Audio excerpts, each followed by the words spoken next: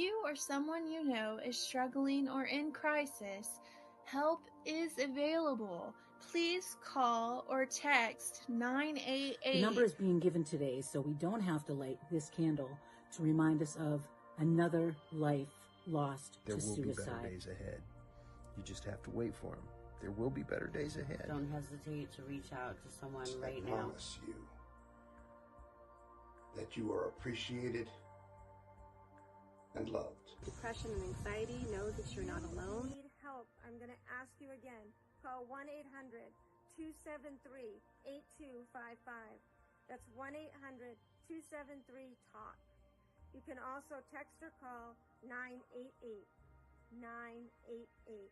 the Suicide Crisis Hotline. I love you guys. I want you here. Please help each other.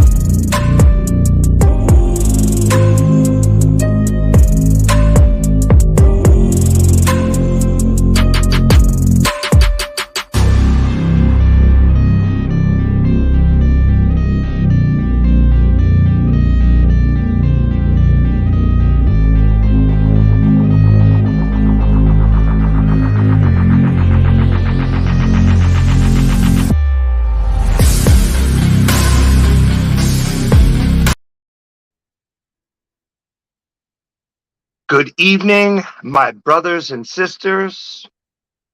Good evening, friends.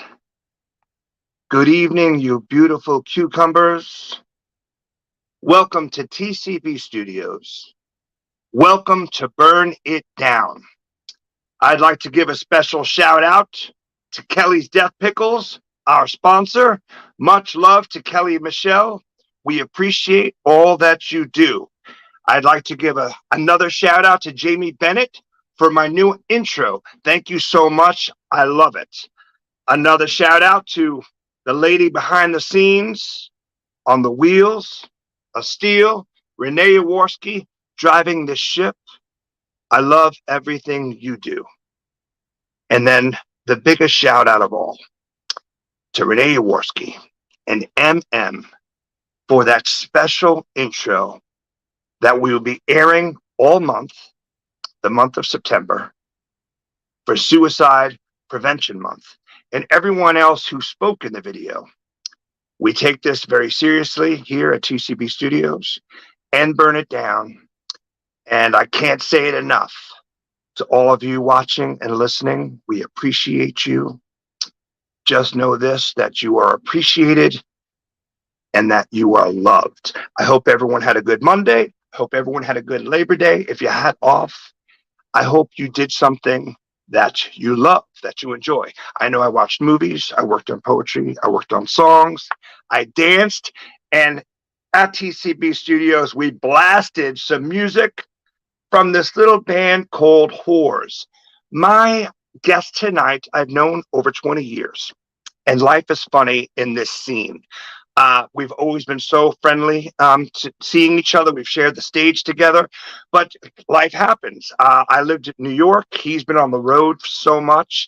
And sometimes a few years go by, you do not see each other. And what's been really lovely is it seems like I bump into him every couple of weeks. And we always have just brilliant, positive exchanges. And I I need to have you on the show because you have so much good stuff going on. Let's share it with our viewers, with our fans. So without further ado, let's bring him on, Mr. Christian Lembach from Whores. Chicka, chicka, chicka, drum roll, please, and a round of applause. How are you, sir? I'm good. What's going on? You look wonderful. We love doing this thing. We love having people on that we love and we adore, that we're fans of. But it's even better when you have your own show, that you can have people that you're fans of that you're also friends of. Yeah. And the whole idea when I started the show, Renee came to me and she said, I think you'd be really good at having a talk show. I said, well, I really don't want it to be an interview. I want it to be a conversation. Yeah. So I'm going to throw out some questions because we want these people to hear about you. But also, man, we're just going to catch up like two old dudes, you know, at the water cooler. For sure. Oh, man. So you just got back from Muddy Roots. The videos that I saw looked amazing. Let me just also say that this band, Whores, and we're going to get into more even just about the title of the band. This band has been hailed and said one of the top live bands that you need to see in 2022. And I can attest that because I saw them a few months ago and they still got it. And they're actually better than ever these days. So how was Muddy Roots? It was really fun. It was a cool festival because it was, I think I addressed this on stage even. It was not like a typical kind of, you know, sponsored by whatever corporate interest. It wasn't that at all. It was very grassroots, and you know, so that speaks to us as a band and as people. But in addition to it being kind of right for us philosophically, there was a really good turnout. People went really hard during our set. It was great. We had a great time. Yeah, the video footage that I saw, and you are certainly a band that's like that because we even spoke during the pandemic. And I was like, well, you know, I've been trying to do some stuff, and I've been busy doing spoken word stuff and some singer-songwriter stuff on live streams. And you're like, Tom, yeah, I love it, and good for you. But we are a band that the audience is just as important as us on stage, and we can't be doing that. We need to be out talking to the folks and screaming in their ears and then rubbing against our shoulders. Yeah. It's I love being in the studio. I love recording. I love going to band practice. But as far as like what our band is really about, the live set is really sort of the you version of it. And everything's fun and important and you know, like important to the band. But yeah, the live show is really how a guy came up to us at Muddy Roots and said he had never seen us before, but he had never like heard of us. He didn't have a friend telling him, "Hey, you got to see the band" or anything. Just cold open. And I love those, man, because you haven't been like anybody. They don't know what to expect, and when you can knock their socks off, you're doing something right. You know, it's cool. 100%, totally. I agree with that completely. And I sometimes feel the way we've the scene that we've come from over the years, you literally are gaining one fan at a time, and you have to work that and just take it, you know? Oh yeah. It really is. I mean, there's no cut to it. I mean, people think, I think sometimes that, you know, maybe a feeling that we've been given breaks that we've been given, or that we've gotten lucky, or that we've taken advantage of situations and stuff. Not taken advantage, but that we've capitalized on, you know, tiny bits of success. We've worked for every single bit of it, man. I know it. I'm glad to be working for it. I like to work. I like to play shows. I like to tour, or I wouldn't do it, you know. But yeah, there's no lucky breaks, man. That exists for like a teenage, you know, Disney star who turns into a singer. But in our world, no, doesn't work like that, man. You got to do the job. You got to be on time. You got to be polite, and yeah, you have to bring it. You need to bring it. Yeah. And as a matter of fact, what anyone thinks work is, what you guys have done, they don't even know it's even that times 10, you know, or 20, you know. And sometimes the payoff and the reward isn't even, well, the reward is having that gentleman come up to you or the fans that love you. But even that, sometimes the payoff isn't, you're like, oh my goodness, because you guys also just came back from Australia. Now that must have been a dream come true. Oh yeah, I've wanted to go there my whole life. Yeah, for sure. Really, really well attended shows. Sydney sold out. Melbourne sold so many tickets so fast they added a second show. Oh, wonderful. The Brisbane show was amazing. We also played Gold Coast, Adelaide, Wollongong, Frankston, which is kind of a suburb of Melbourne, but it was a really cool DIY kind of thing. They have a studio that they built a stage in, so they do shows. That was really fun. We got to go to Auckland in New Zealand. Beautiful, beautiful country. That show was really well attended. Like, yeah, it was really fun, man. I'm glad we got to do it. I mean, I kept telling people over there in Australia, that is, that my two favorite bands of all time are both Australian, AC/DC, Birthday Party, and like, I'm not saying that because we're in Australia. I mean, I don't say, when we're in Wisconsin, I don't say Killdozer is my favorite band. I just right.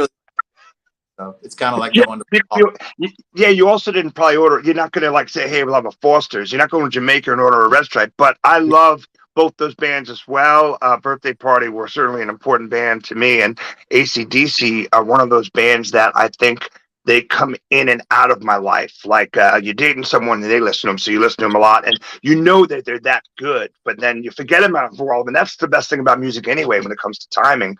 And then I'm taking a road trip, and all of a sudden something comes on, and Bon Scott destroys me, and I love it. Yeah, they were kind of a punk band before that was really a common term. I mean, think about it, like they've never done a ballad. Ballad laughable. It doesn't exist, dude. They've just gone hard for decades. I mean, when we do a walkout song, we only do it like for certain situations and certain shows, but we use Rock and Roll Ain't Noise Pollution like as our walkout song. Yeah, incredible. Yeah. Well, that's so awesome, and it's really funny. Two things. One is I've heard many people quote Angus in interviews, and they say, "We'll go on after anybody." I don't care. He's like, I love the Stones growing up, but we'll go on after them because our job is to kill it and wipe the floor with everyone that went on before us. And that's a wonderful, ideal to have when you play music, because you really should try to kill it. I don't care who it is, and kill it and make your fans happy. And the other is my friend Chris Wallard, who's toured a bunch. I remember him telling me a while back that his favorite place, and he did very well in Germany, but he said his favorite place to play in the whole world was Australia. Oh, wow. And that was when he was touring with Harmony Music years ago, So that is like wonderful. And I've never been, so I need to get there. I also just love places and countries. I know Germany is definitely like that. They're just so starving, and they love rock and roll, so they're going to respect you so much, and you're going to get a better than average sandwich, and whatever you need, they're going to take care of you. Yeah. It's we've been to Europe a handful of times. I guess 3 times now. We've done the US probably, I don't know, 10, 12, 13 times, but it was our first time over there, so we'll definitely be back. It was cool, man. It's a long trip, but you're on the other side of the world. But that's so lovely. I loved seeing the videos for that. That's kind of what I kind of wanted to get into next, is because you've had, so 2 things. One is, like I mentioned earlier, and at first I was going to have my assistant do some research on you, and then I said, I got this. We're blasting whores in the studio today, and I'm looking up a couple of things, but I also, what I want my show to be is different than other shows, and it's old mates, old friends talking. And I meant that. We've known each other forever, and we've always been fond of each other, but it's been really lovely bumping into you a lot lately, and we've chatted and stuff. And the last thing I want it to be is a Wikipedia show. So I want it to be a conversation, but I started looking up things with you, and something that I do love, and it's because MM said this. I made a post and I just said, my friend Christian from Whores, and she said, oh, that's just a wonderful, strange, like juxtapose, like Christian the word with horse, which I have Christian written on my hand today. I've been listening to you all day, and I said I love that juxtapose myself, And you have said this. This is the only thing I will get into because I love your response in interviews.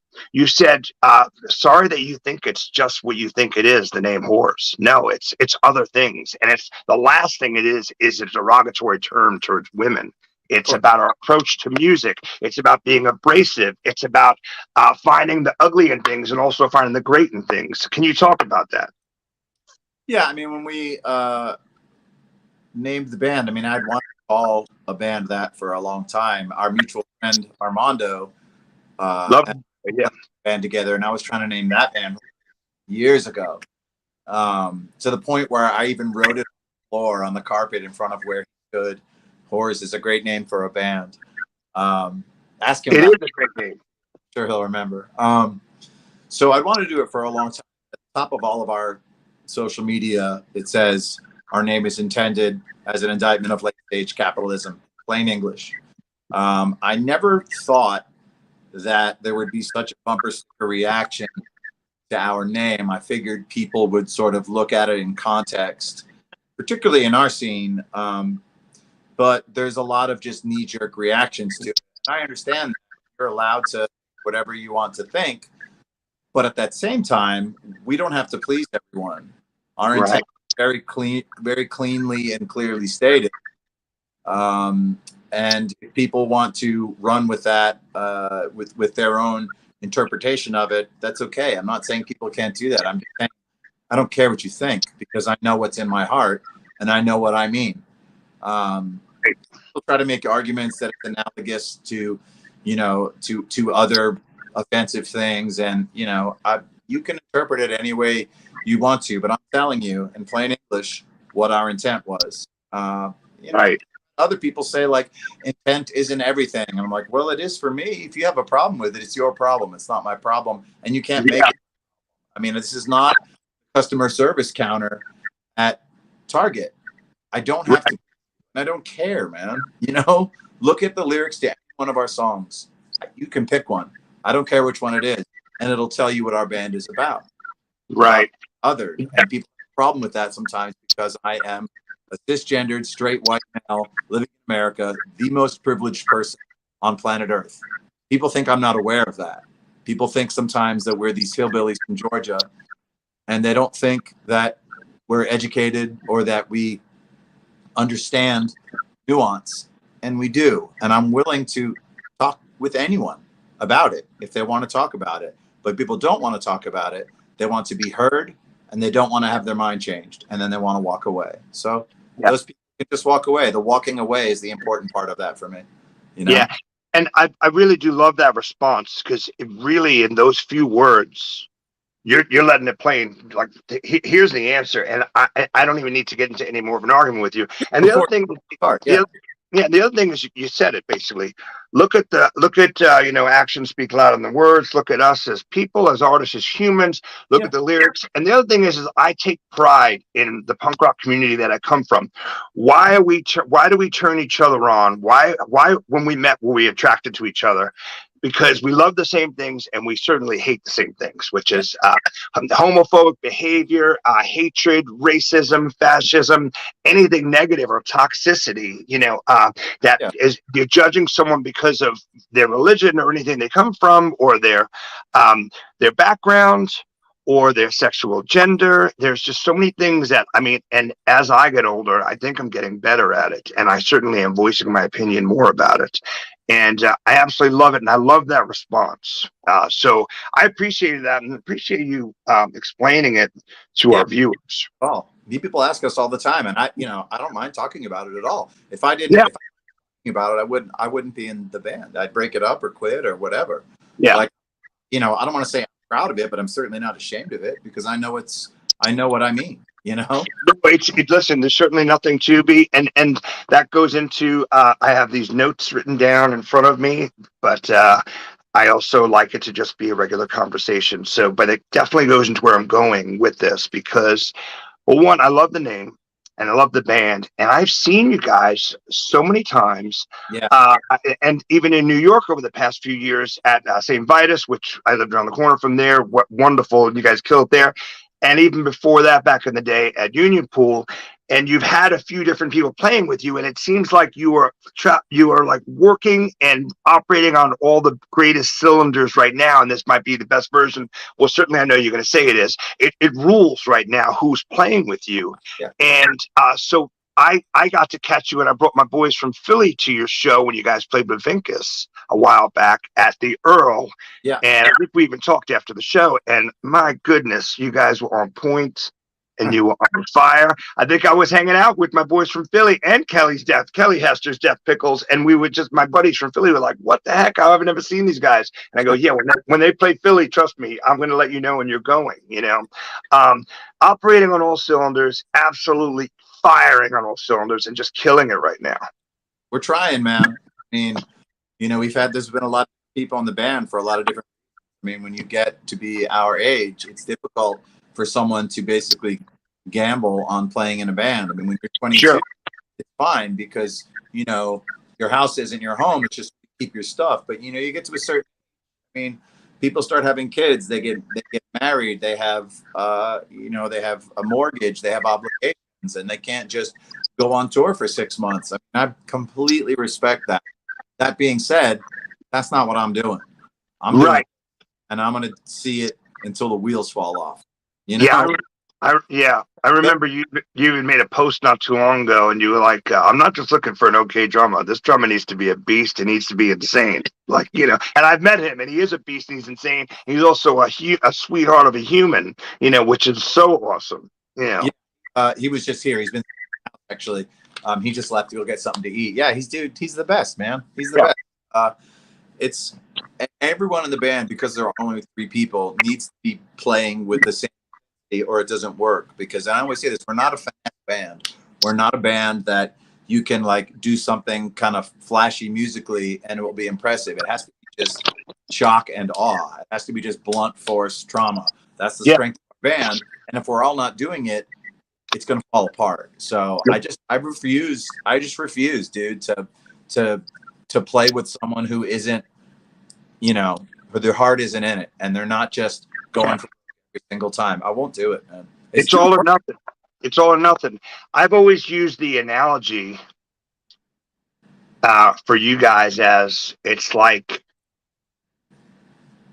you're at, I say Aqueduct of Belmont because I grew up in New York, which is a racetrack, but you guys are like hyper and kind of messed up jumping around behind the gates, and then they open the gates and you just go out and just unleash.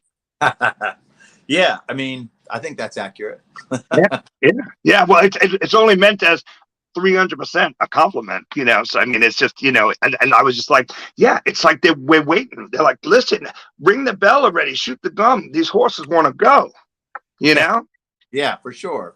We've like I said a moment ago, we're not going to dazzle.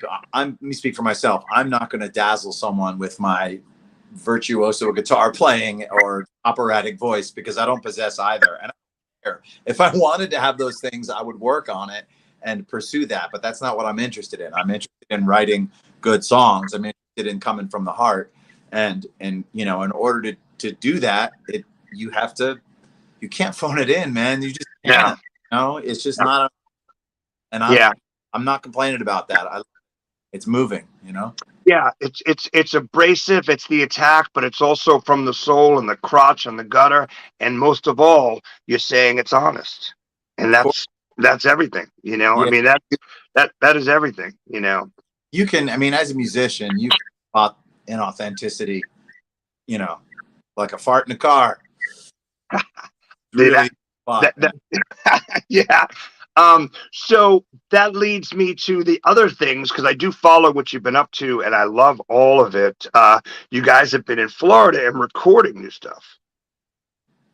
Yeah, our friend Ryan, who did our last 2 records here in Atlanta, moved down to Florida and opened a studio down there. He's from the Tampa area, and his father still lives down there, and he was going down there a lot to sort of help out with his dad. And then a studio became available down there, and he just moved in. So I love it.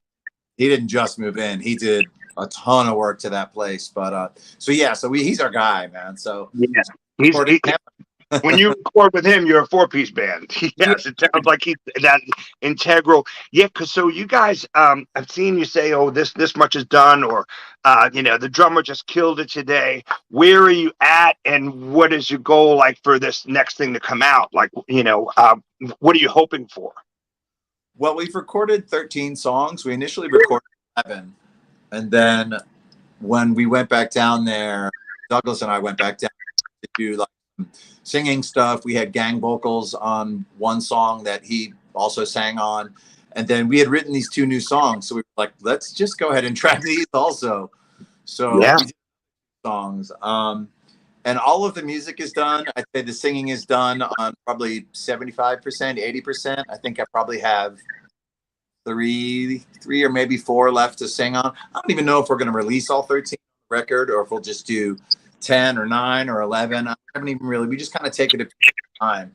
I mean, luckily we're in the position that we say what goes on in our band and no one tells us what to do. I mean, we have a manager who's awesome.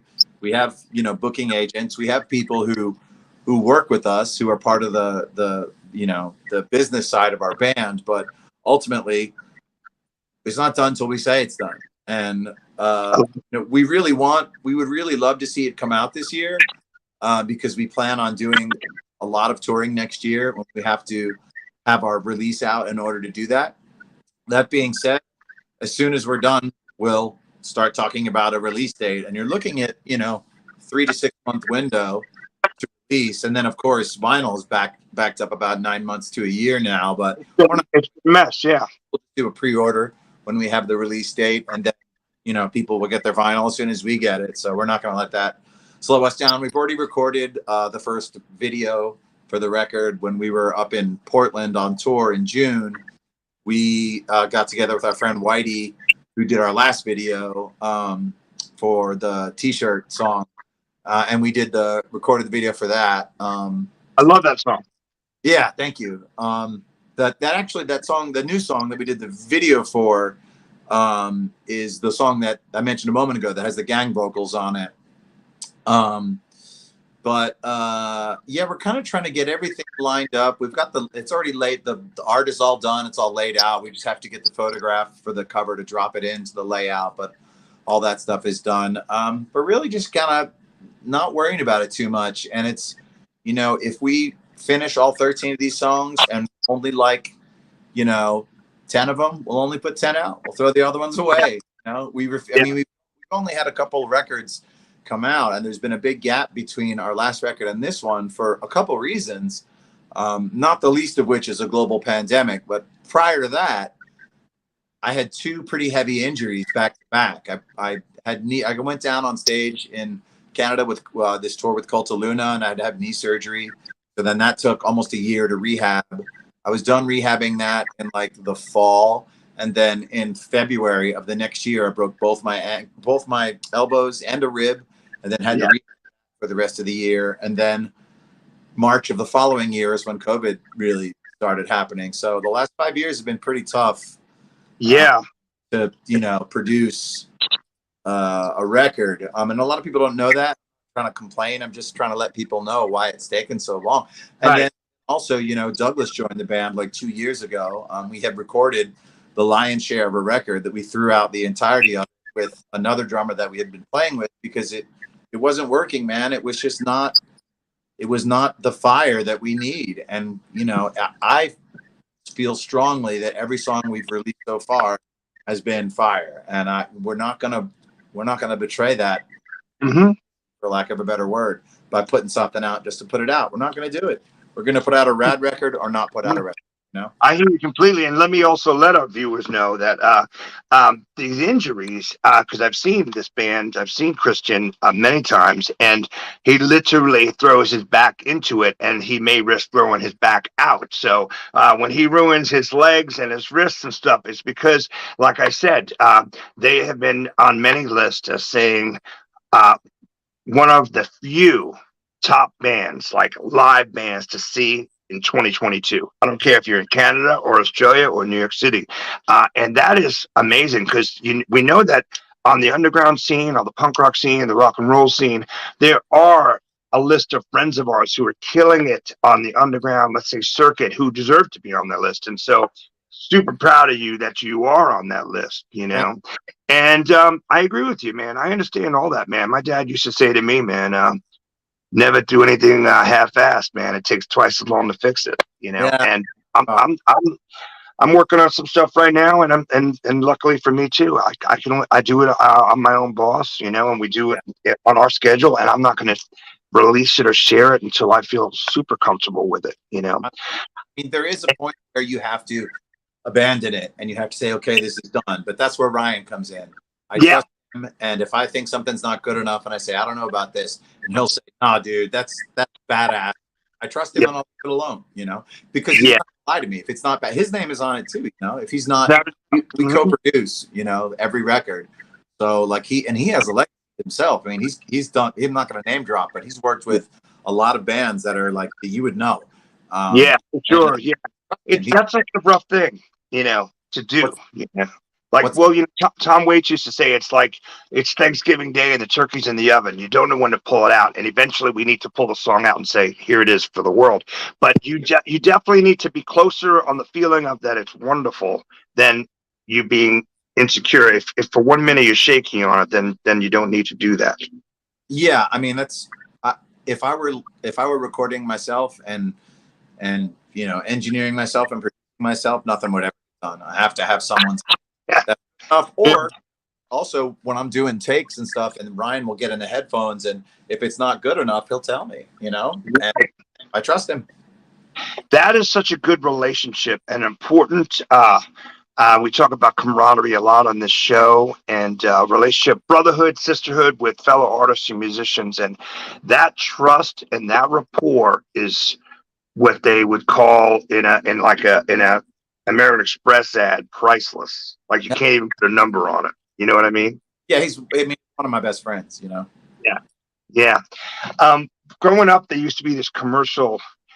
The funny thing is I could probably verbatim do the commercial, but I can't remember what the product was, so they didn't succeed. But I believe it was a laundry detergent.